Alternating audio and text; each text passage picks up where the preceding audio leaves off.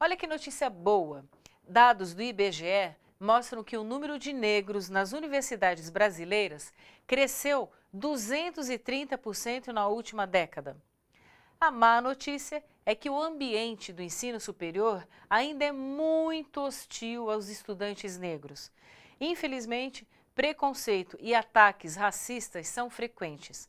Dá uma olhada no episódio de racismo que aconteceu na Universidade Federal do ABC, em São Bernardo do Campo, na Grande São Paulo.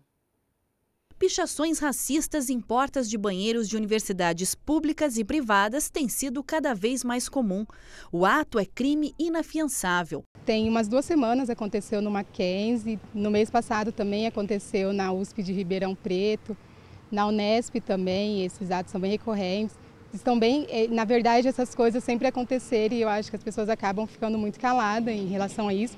E aí agora as pessoas resolveram falar. Esta foi escrita no banheiro masculino da Universidade Federal do ABC na quinta-feira passada. A foto é a única prova. Foi nessa porta que realizaram a pichação? Sim, foi nessa porta que aconteceu a pichação, mas como dá para ver, está em branco. Foi apagada. Juliette, além de aluna da UFABC, também faz parte do coletivo Negro Vozes e organizou uma série de medidas para combater o racismo na universidade. A gente fez panfletagens na universidade, no horário do almoço e no horário da janta. A gente vai fazer amanhã um debate sobre o racismo dentro da universidade. E aí também tem um evento, a gente vai fazer uma faixa, para colocar na universidade e vamos fazer cartazes também para distribuir em todas as universidades. Infelizmente, a prática do racismo ainda continua existindo nas universidades. Jorge, que sente na pele o preconceito, diz que uma das saídas para mudar essa realidade é a implementação da Lei 10.639 pelas instituições de ensino. Essa lei prevê o ensino de história da África. A gente tem uma cultura muito eurocentrista. Então, essa lei vem para demonstrar que muitas coisas que a gente aplica hoje, essas coisas veio da África, que a gente conhecia a nossa história. Pois é, racismo e injúria racial são crimes. Mas na justiça brasileira ainda é muito difícil punir quem discrimina os negros. Uma das principais razões é que a maioria dos casos é classificada como injúria, que é um crime mais leve do que racismo.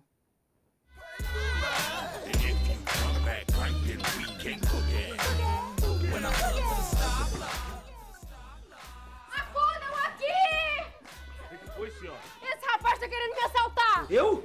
Um estudo feito no Distrito Federal aponta que só 33% de quem sofre ou presencia o racismo denuncia o crime. Pior que isso é o que mostra outra pesquisa feita pela Universidade Federal do Rio de Janeiro. Em cada 10 ações por crime de racismo ou injúria racial no país, 7 têm vitória do réu e não da vítima. O que faz de um negro ser um negro, o que faz de um branco ser um branco, não é a cor da pele. É o privilégio que tem os brancos viver numa sociedade racista e é o preconceito que todo negro e toda negra sofre por viver também numa sociedade racista. Por conta do privilégio branco, juízes, promotores e mesmo os advogados, eles não conseguem reconhecer a existência do racismo quando os processos, quando as ações chegam até eles. A injúria racial tem pena de 1 a 3 anos de prisão e multa.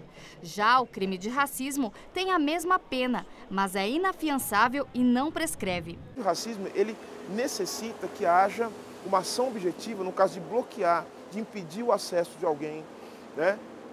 De utilizar-se de violência direta contra alguém por conta da sua raça ou cor. O crime de injúria racial, ele está no plano, né, das manifestações verbais de racismo, das ofensas. E é um crime muito menos grave e nos 2 casos isso depende de prova. Embora tenha aumentado a quantidade de processos nos últimos anos, Silvio diz que ainda são raras as condenações por crime de racismo. Até porque a maioria das denúncias são consideradas injúrias.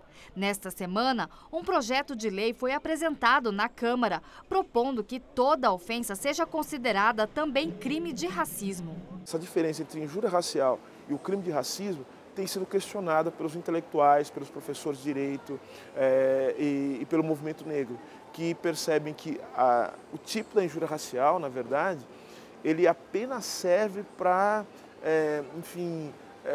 para tornar mais leve aquilo que é cotidiano, porque é a perpetuação de uma situação de racismo que forma a sociedade brasileira.